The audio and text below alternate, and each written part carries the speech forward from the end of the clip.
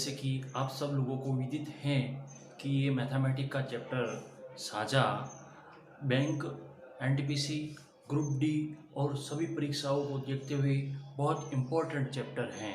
इस चैप्टर के अंदर एक या दो सवाल आपको एग्ज़ाम के अंदर देखने को मिलेंगे, क्योंकि दोस्तों ये कॉन्फिडेंस के द्वारा कहा जा सकता है पुराने पेपरों को देख करके कि इनमें कुछ न कुछ साझा के सवाल आए हुए हैं। इसलिए दोस्तों इसकी इम्पोर्टेंसी को समझते हुए हम इस साझा चैप्टर की जो बेसिक चीज़ें हैं उसकी हम जानकारी लेते हैं। साझा होता क्या है?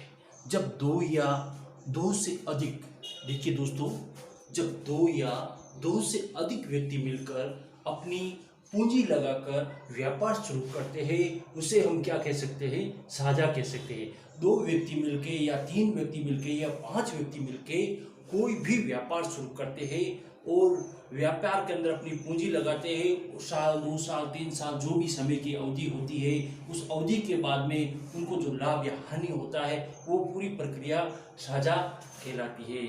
और देखिए दोस्तों, और पूंजी लगाने वाला व्यक्ति होता है उसे हम क्या कहते हैं?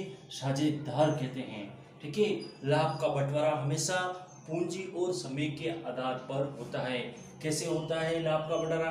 जैसे कोई आदमी 3,000 रुपये लगाता है किसी काम के अंदर और कोई आदमी 5,000 लगाता है, तो जो 5,000 लगाएगा उसको ज़्यादा लाभ होगा और जो 3,000 लगाएगा उसको कम लाभ मिलेगा, क्योंकि जितनी पूंजी होगी उतना लाभ उसको मिल जाएगा।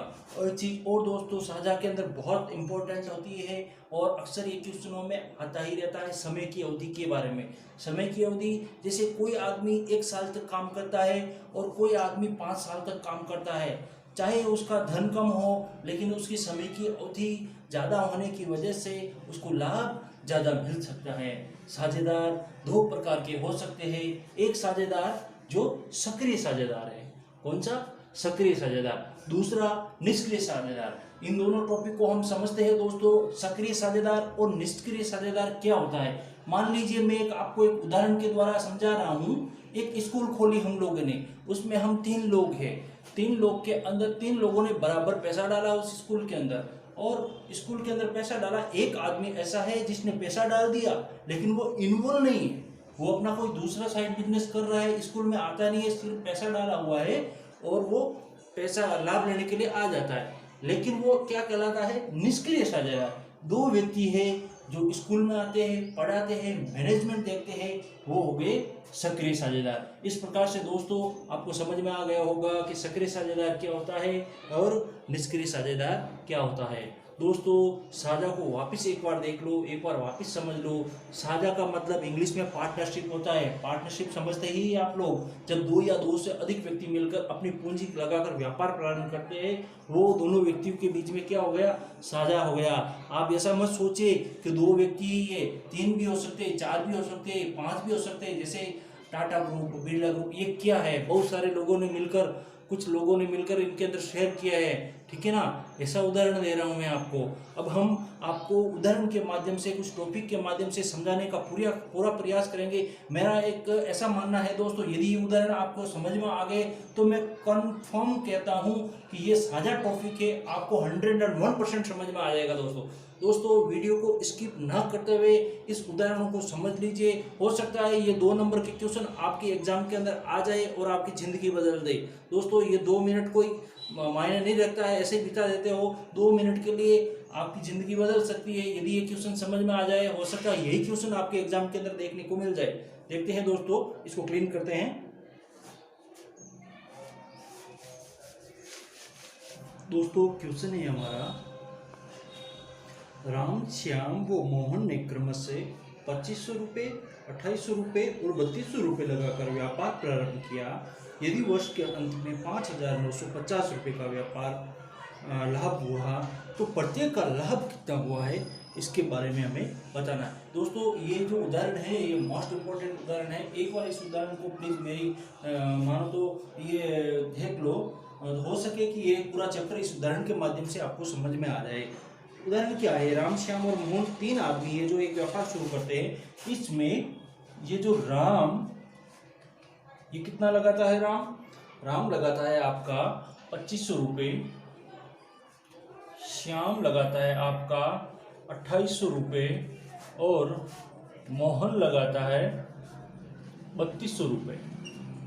ये तीनों मिलकर व्यापार शुरू करते हैं, इतना पैसा लगाते हैं इसमें, इस उदाहरण में। ठीक है, अब देख लेते हैं हम इसको अनुपात में विभाग करते हैं तो कॉमन चीज होती है वो काट देते हैं, 1 0 से 1 0, 1 0 से 1 0, 2 0 से पूरा 0 0 कट जाएगा। ठीक है, अब आगे हम क्या करते हैं, भाजकता के नियम के अनुसार हम आपको इसको काटने का प्रयास करते हैं। भाजकता के नियम अनुसार 2 8 कट जाएगा दोनों, लेकिन 5 आने की वजह से अब नहीं कटने वाला है। तो हमारा लास्ट अनुपात जो प्राप्त हुआ है 25 अनुपात 28 अनुपात 32 बराबर इनका अनुपातों का योग हो गया है 85।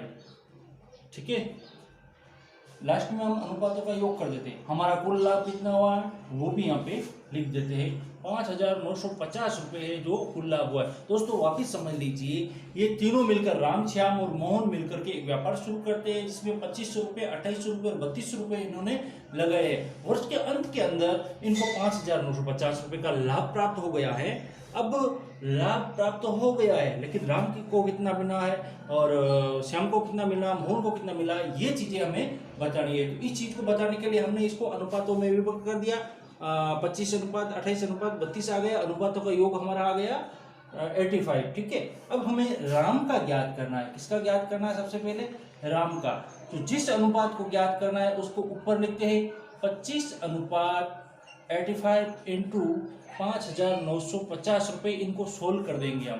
किस प्रकार से सोल्व करेंगे? ऐसी कौन सी संख्या है जिसका पहाड़ा इसमें जाता है, इसमें जाता है, इसमें जाता है? तो मेरे हिसाब से सबसे बड़ी संख्या को काटना चाहिए। तो इसमें जाता है 17 का पहाड़ा 5 बार और इसमें जाता है 17 का पहाड़ा 350 बार बराबर 5 का पहाड़ा 1 पंजा पंजा 5 25, ये चला जाएगा। अब इनको इंटू करेंगे तो हमें कितना आएगा? 5 25 का 5 हासिल का 2 3 पंजा 15 15 तो 17। तो ये 1750 रुपये जो राम को प्राप्त हो गए हैं। ठीक है, इसी तरह से हमें किसको? शाम का ज्ञात करना है। तो इसको हटा देता हूं मैं, आपका ऊपर आसानी से दिखेगा। श्याम को ज्ञात करना है। शाम का कितना लाभ हुआ था वो हमें ज्ञात करना है। तो शाम का अनुपात कितना था? 28 था। 28 था, कितना था? 28 बटा 85 इंटू कुल लाभ कितना? 5920। काटेंगे 17 का पहाड़े से 5 बार कटेगा, ये कटेगा 350 बार बराबर इसका 1 पंजा पंजा और हाथों पंजा 35, ये हो जाएगा 70। 70 और 28 को गुणा करना है, कितना आएगा वो? देखिए 7 8 56 का 6 हसल का 5 हाथ दूनी 14 14 5 कितना हो गया? 19। ये आ गया 1960 रुपये श्याम का।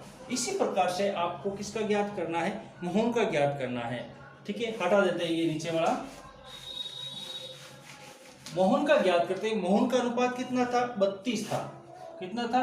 32 बटे 85 इंटू जो कुल लाभ था 5920, यहाँ लिख देते हैं। 17 का पहाड़े में यही कटेगा और यही 350 हो जाएगा, इधर ये कटेगा। तो अब सॉरी ये 5 बार। ठीक है, अब कौन सा कटेगा? 7 पंजा 35, ये कट गया 7 बार। अब इनको इंटू कर दो।